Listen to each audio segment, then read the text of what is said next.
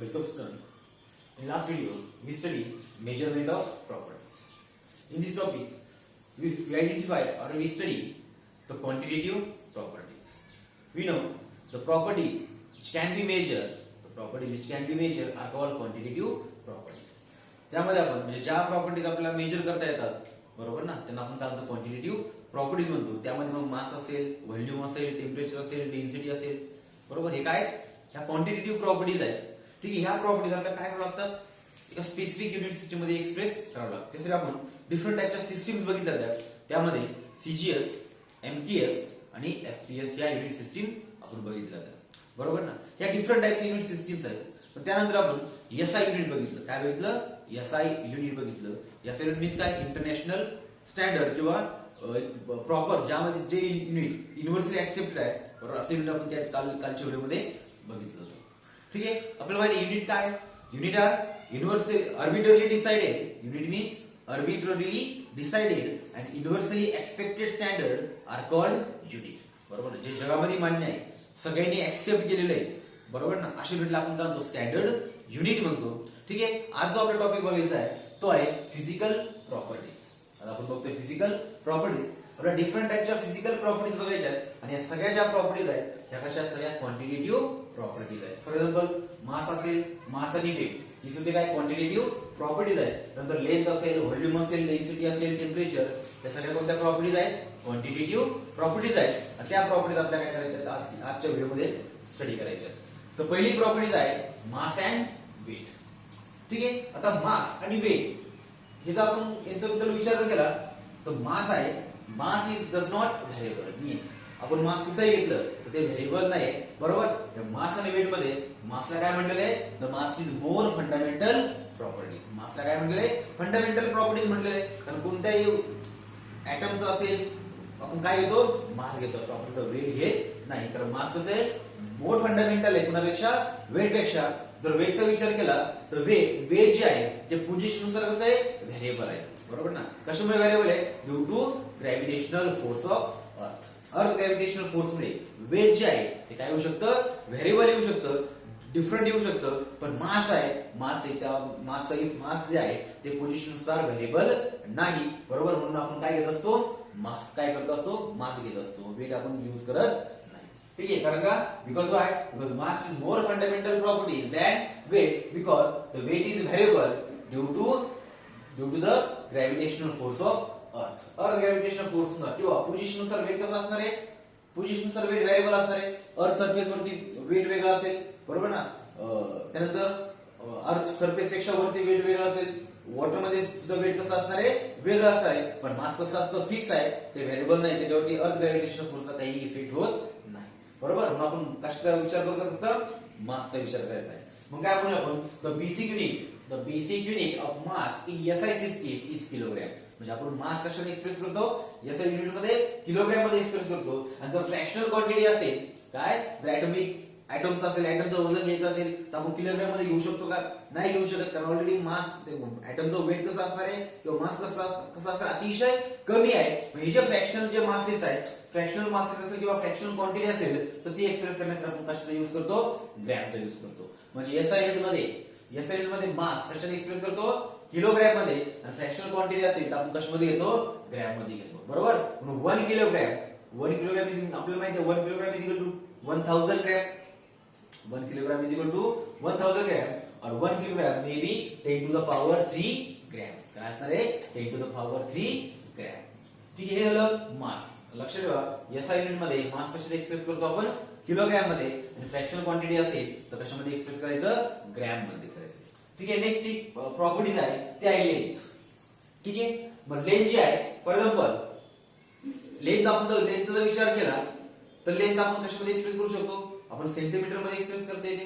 फूट आहे, फूट मध्ये एक्सप्रेस करू शकतो. इंच आहे, इंच मध्ये एक्सप्रेस करता येते. किंवा मीटर मध्ये सुद्धा आपण लेंथ काय करू शकतो, मेजर करता येते. पण ऍटॉमिक लेंथ असेल किंवा ऍटॉमिक रेडियस असेल, बॉन्ड लेंथ असेल, ही आपण मीटर किंवा सेंटीमीटर मध्ये मोजू शकतो का, नाही मोजू शकतो बरोबर ना. ही जी फ्रॅक्शनल क्वांटिटी आहे ही मेजर करण्यासाठी आपण दोन महत्त्वाचे युनिट युज करतो. एक आहे नॅनोमीटर, दुसरा आहे पिकोमीटर. म्हणजे ऍटॉमिक लेंथ असेल किंवा रेडियस असेल किंवा बॉन्ड लेंथ असेल ती एक्सप्रेस करण्यासाठी आपण काय करतोय नॅनोमीटर आणि पिकोमीटर काय करतो यूज करतो. म्हणून लेंथ आहे एसआय युनिट मध्ये लेंथ कशात एक्सप्रेस करतो आपण नॅनोमीटर आणि पिकोमीटर मध्ये. ठीक आहे, तर बघूया 1 nanometre is equal to 10 to the power -9 metre. 1 nanometre ते 1 nanometre is equal to 10 to the power -9 metre and 1 picometer is equal to 10 to the power -12 metre. 1 nanometre आणि पिकोमीटर मधला फरक समजून घ्या. 1 नॅनोमीटर काय 10 to the power -9 मीटर आहे. 1 nanometre is equal to 10 to the power -9 metre and 1 picometer is equal to 10 to the power -12 metre. हा फरक आहे. 1 नॅनोमीटर असेल तर काय असणार आहे 1 नॅनोमीटर कोणा बरोबर कोणा एवढं आहे 10 to the power -9 मीटर एवढं आणि 1 पिकोमीटर कोणा एवढं आहे 10 to the power -12 मीटर एवढं. ठीक आहे, इथं आपण फूट असेल इंच किंवा सेंटीमीटर यूज करू शकत नाही कारण लेंथ कशाची मोजायची असते आपल्याला कशाची घेतो आपण लेंथ कशासाठी डिटरमाइन करतो एक तर ॲटॉमिक रेडियस असेल किंवा बॉन्ड लेंथ असेल. बरोबर ना, या अतिशय स्मॉल क्वांटिटीज आहेत. बरोबर, म्हणून त्या ठिकाणी आपण नॅनोमीटर आणि पिकोमीटर हे युनिट्स काय करतो युनिट काय करतो यूज करत असतो. ठीक आहे, त्यानंतर व्हॉल्यूम बघायचं आपल्याला. व्हॉल्यूम थर्ड प्रॉपर्टी आहे व्हॉल्यूम. ठीक आहे, व्हॉल्यूम काय it is the amount of space. Volume is the amount of space occupied by the three dimensional object. हा जो ऑब्जेक्ट आहे या ऑब्जेक्टने हा या ठिकाणी प्लेस केला तो काय करणार स्पेसिफिक क्वांटिटी मध्ये किंवा अमाउंट मध्ये स्पेस काय करणार आहे ऑक्युपाय करणार आहे. बरोबर, तो मेजर करणं बरोबर म्हणजे काय डिटरमाइन करणं व्हॉल्यूम डिटरमाइन करणं. ठीक आहे, for measurement of volume of liquid as well as gases for this we use common unit. त्यासाठी आपण काय करतोय कॉमन युनिट यूज करतोय. ते कॉमन युनिट आहे लिटर. म्हणजे लिक्विडचा जर व्हॉल्यूम असेल किंवा गॅसेस व्हॉल्यूम असेल आपण कशा डिटरमाइन करतो कशामध्ये मेजर करतो एक कॉमन युनिट आहे. ते कॉमन युनिट कोणतं आहे लेंथ आहे. बरोबर, त्या लेंथ सॉरी लिटर मध्ये आपण काय करतो volume of liquid as well as we also determine volume of gases all this quantity we measure in litre. कशामध्ये मोजतो लिटर मध्ये. बघूया 1 लिटर म्हणजे काय बघूया 1 litre is equal to 1 decimetre cube. 1 litre म्हणजे किती डेसिमीटर क्यूब आहे 1 डेसिमीटर क्यूब और 1000 ml. आता 1 लिटर विचार केला 1 लिटर मध्ये किती ml असतात 1000 ml आहे. बरोबर, म्हणजे 1 litre is equal to 1000 ml और 1 litre is equal to 1 decimetre cube और मे बी 1000 सेंटीमीटर क्यूब. म्हणजे 1 लिटर बरोबर आपण काय कन्सिडर करू शकतो 1 डेसिमीटर क्यूब और we also consider 1 litre is equal to 1000 centimetre cube. ठीक आहे, या क्वांटिटी सुद्धा आपण काय करत असतो या युनिट सुद्धा काय करत असतो म्हणजे आपण डेसिमीटर यूज करतो सेंटीमीटर क्यूब सुद्धा यूज करतो किंवा एमएल हे युनिट सुद्धा काय करत असतो आपण यूज करत असतो. ठीक आहे, पण एसआय युनिट जर विचार केला व्हॉल्यूम तर SI unit of volume is metre cube. व्हॉल्यूमचा जर विचार केला तर व्हॉल्यूमचं जे एसआय युनिट आहे ते आहे मीटर क्यूब और मे बी एम क्यूब. ठीक, हे डिफरंट टाइपच्या 3 युनिट बघितले आपण mass and weight length volume. Okay, fourth number आपण फिजिकल प्रॉपर्टी बघूया डेन्सिटी. ठीक आहे, डेन्सिटी रिलेशन आपल्याला डेन्सिटी काय density is equal to mass upon volume. Okay, then we find out the SI unit of density. आपल्याला काय बघायचं आहे डेन्सिटीचं एसआय युनिट बघायचं आहे. जर आपल्याला डेन्सिटीचं एसआय युनिट फाइंड आउट करायचं असेल तर मास आणि व्हॉल्यूम हे सुद्धा कशामध्ये यावं लागेल मासचं जे युनिट असेल आणि व्हॉल्यूमचं जे युनिट असेल ते आपल्याला कोणत्या सिस्टीम मध्ये यावं लागेल एसआय सिस्टीम मध्ये यावं लागेल. So next SI unit of density is equal to SI unit of mass upon SI unit of volume. आपल्याला माहित आहे आताच आपण बघितलं मासचं SI युनिट काय आहे किलोग्रॅम आहे. मासचं SI युनिट काय किलोग्रॅम आणि व्हॉल्यूमचं SI युनिट काय मीटर क्यूब आहे. बरोबर, मग काय केलं किलोग्रॅम अपॉन मीटर क्यूब म्हणून काय असणार आहे डेन्सिटीचं SI युनिट काय असणार आहे kilogram divided by metre cube और किलोग्रॅम मीटर रेस टू -3 हे काय असणार आहे एसआय युनिट असणार आहे कोणाचं डेन्सिटी. त्याचप्रमाणे सीजीएस युनिट जर विचार करूया तर सीजीएस युनिट ऑफ डेन्सिटी आपल्याला माहिती जर फ्रॅक्शनल क्वांटिटी असेल तर मास आपण कशामध्ये घेतो ग्रॅम मध्ये आणि जर फ्रॅक्शनल क्वांटिटी असेल तर व्हॉल्यूम कशामध्ये मोजतो आपण एमएल असेल डेसिमीटर क्यूब असेल किंवा सेंटीमीटर क्यूब असणार आहे. ठीक आहे, मग एमएल कसे घेतो आपण बघूया. CGS unit of density gram upon ML किंवा ग्रॅम पर एमएल किंवा gram centimetre minus cube.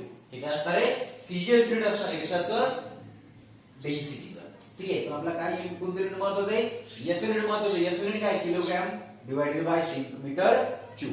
Kilogram divided by metre cube हे काय असणार आहे डेन्सिटीचं युनिट असणार आहे. ठीक आहे, नेक्स्ट जी प्रॉपर्टीज आहे physical property measurable physical properties ती आहे टेम्परेचर. ती कोणती आहे? टेम्परेचर.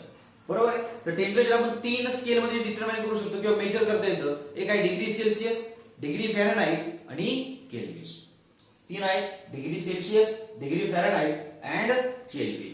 जनरली आपण जे एसआय युनिटचा विचार जर केला तर टेम्परेचर एसआय युनिट काय टेम्परेचरचं, तर SI unit of temperature is kelvin. SI unit काय टेम्परेचरचं? केल्विन आहे. ठीक आहे, लक्षात ठेवा.